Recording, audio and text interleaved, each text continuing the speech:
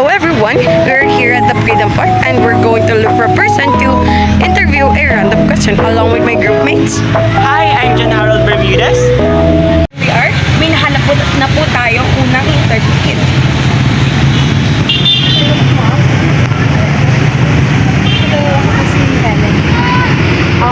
May isang question lang po kami.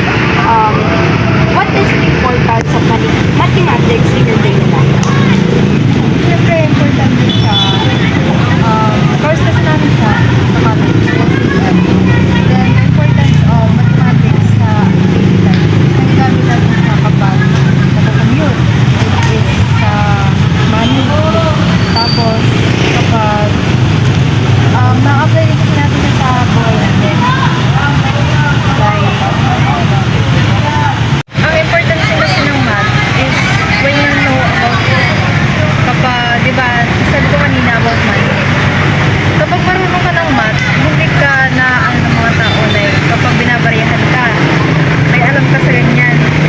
Hindi nila pwedeng sabihin na ganito ang bayad tapos ang susuklit sa'yo is mababa, gano'n. Dapat you should know kung paano ba na ano yung math sa buhay natin. Para yun nga, hindi tayo nadadaya ng mga tao.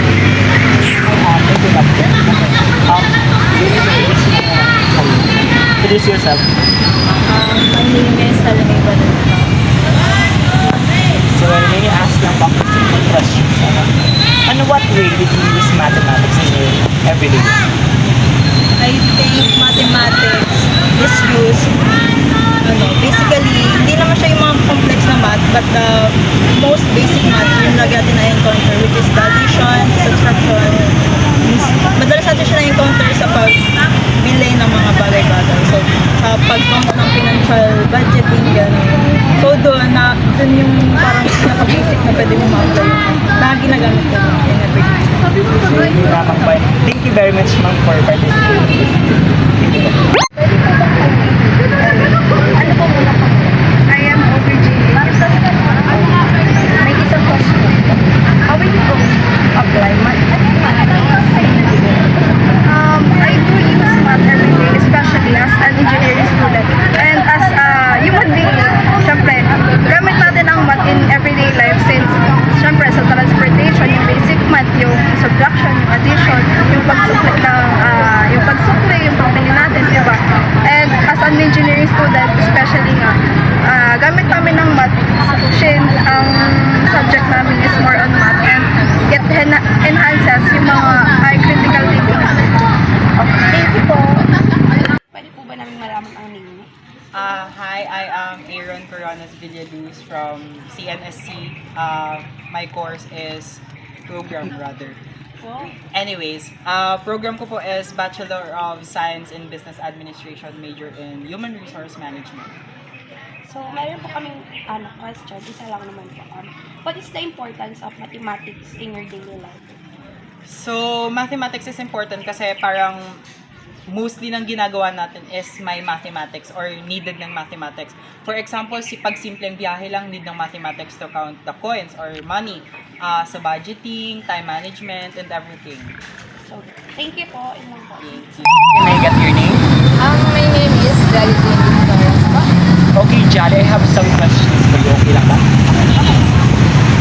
For you, how you are going to apply mathematics in your day? For me, as a student, po na i-apply ko yung mathematics in our life. Kapag halimbawa nagbabudget ng pera, since I'm a student, ako yung nagbabudget ng pera ko, kailangan ko siyang kailangan ko siya ihiwa-hiwalay kung paano ko siya gagastusin. Simula sa transportation, pagsakay ko ng tricycle. Tapos, mga kailangan ko kung bilhin na pagkain. Siyempre, ginagamitan ko siya ng mathematics, which is, yun nga, kinakalculate ko kung paano ko siya ibabudget. Wow, very excellent naman yun. So, well, overall, ina-apply niya yung mathematics in our daily life, in budgeting, and simple calculations in everything. Thank you, ma'am. Thank you for your time. Okay, very great answer. Thank you very much. Well, hi, sir. Pwede ko bang malaman ang inyong pangalan? Ako nga pala si John Lawrence. Lawrence, okay. I have some questions for you. So, okay lang ba? Paano everyday life. Alam mo naman natin na ang mathematics ay parang parang nakasanayan na and ginagamit na natin yung pang araw-araw. Siyempre pagkagising mo pa lang parang mas na agad ang makikita mo kasi nga sa orasan, titingin ka kung anong oras, makikita natin yung mga numbers. Tapos dadagdag din dyan yung mga katulad ng budgeting na kailangan natin yun kasi nga dapat alam natin kung magkano at kung hanggang saan yung abot ng pera natin para naman hindi tayo nalilito at hindi tayo nauubusan ng pera.